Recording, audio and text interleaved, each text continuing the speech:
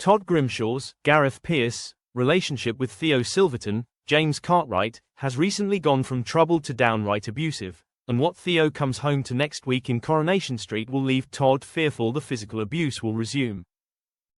Theo's early behavior was troubling, yet smitten Todd was willing to look past it, in large part due to his new beau's traumatic history with hideous conversion therapy that left him psychologically traumatized.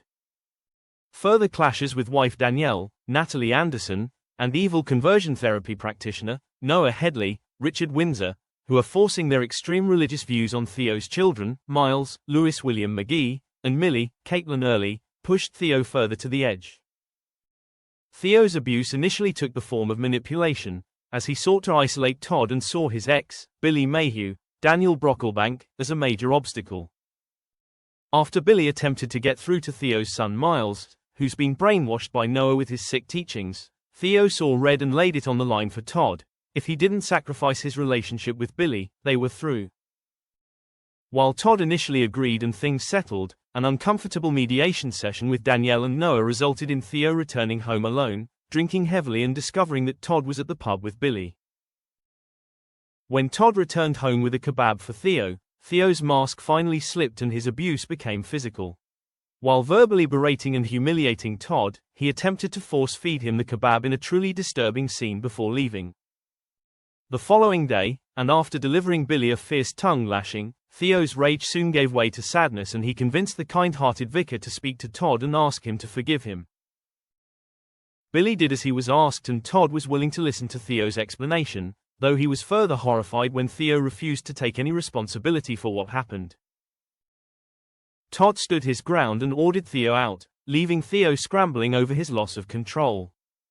Turning back to Billy, Theo revealed that he was preparing to see a therapist for help with his issues and asked that Billy keep it a secret, which he didn't.